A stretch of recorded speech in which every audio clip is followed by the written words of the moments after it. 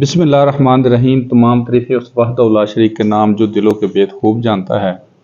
दरूद ला महदूद नबी करीम सल्लल्लाहु अलैहि वसल्लम की ज़ात मुक़द्दसा पर जो तमाम जहानों के लिए रहमत लिल आलमीन है। मरकज़ी अंजुमन ताजरा का जो गुलदस्ता सजा है, मशकूर ममनून उन्होंने हमें अपने अपने ख्यालात का इजहार करने का मौका फराम किया।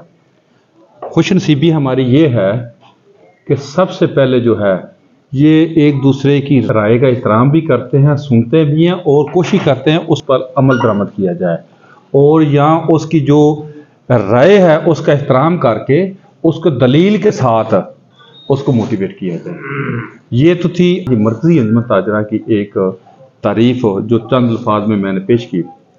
आज के जो केशाइये का जो जिसने एहतमाम किया वो अंसर इकबाल भट्टी हैं, सिटी सदर हैं पाकिस्तान मरकज़ी मुस्लिम लीग के। मैं इनको खराज तहसीन पेश करता हूँ। सबसे पहली चीज़ जो है ये इंसानियत की खिदमत के लिए अदारा था। वक्त के साथ उनको सियासत में आना पड़ा, तो मैं और अहलियाने अलीपुर चट्ठा खुशकिस्मत भी हैं और ये उम्मीद भी करते हैं जिस तरह इन्होंने एक दीनी जमात होकर मुल्क को कौम के लिए अपना आप सर्फ किया, अपना माल जान तन सब कुछ कुर्बान किया, हम आज भी उस चीज़ के तलबगार हैं कि इंशाल्लाह ये आइंदा भी ऐसा ही मुस्बत रोल अदा करेंगे।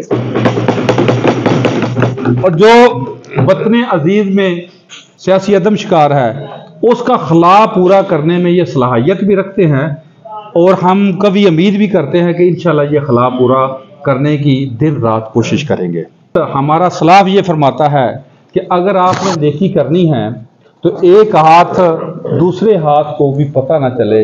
ये आपका सबसे मुकद्दस अमल है कि आप अगर कोई नेकी करते हैं या सदका करते हैं, कोई चीज़ आप तकसीम करते हैं तो कोशिश करें दूसरे हाथ को भी पता ना चले, आप नेकी का अमल जारी रखें। मैं ये कहूँ कि इन्होंने सैलाब ज़दगान में काम किया है, इन्होंने शोहदा के लिए काम किया है, इन्होंने मुल्को वतन अजीज़ के लिए काम किया है। ये हमारी हम सब की जिम्मेदारी है बहिस्ते पाकिस्तानी की, हमने अमल का काम करना है और पाकिस्तान की बका का काम करना है। जब हज़रत उमर बिन खत्ताब रज़ियल्लाहु ताला अन्हु ने हज़रत खालिद बिन वलीद को मज़ूल किया तो आप सिपा सलारे से हटकर जब घर में आए तो काफ़ी परेशान थे। तो मुकद्दस लोगों की बेगमात और उनका ख़ानदार भी मुकद्दस ही होता है। तो उनने एक दिन दो दिन रिजर्व किया, सोचा कि खालिद बिन वलीद आप परेशान क्यों हैं? तो उन्होंने कहा कि मैं आज सिपा सलारे से मजूर हो गया हूँ।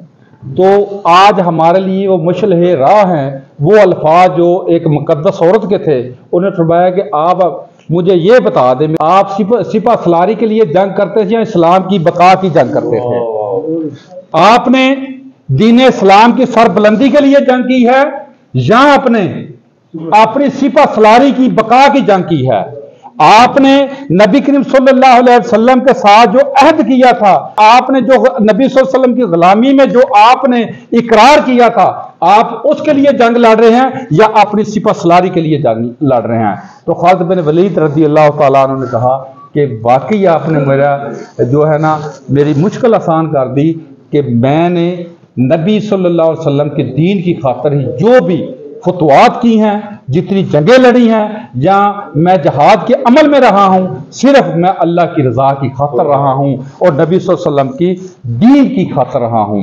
तो मेरे मोहतरम भाइयों, आज जो मरकज़ी मुस्लिम लीग है इसका मंशूर मैंने थोड़ा सा पढ़ा है, तो उसमें जितनी दफा भी जो बात का भी जिक्र हुआ है उसमें यही हुआ है कि हमने अल्लाह की रजा के लिए काम करना है, दीन बका के लिए हमने काम करना है, मुसलमानों के लिए भलाई और खैर खाई का पैगाम लेके आना है।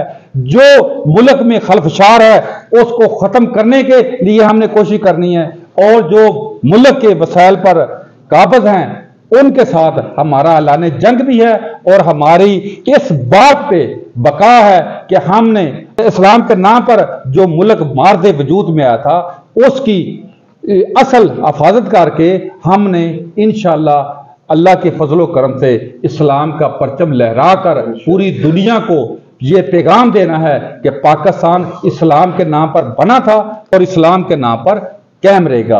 पाकिस्तान जिंदाबाद। तमाम दोस्तों का बहुत शुक्रिया।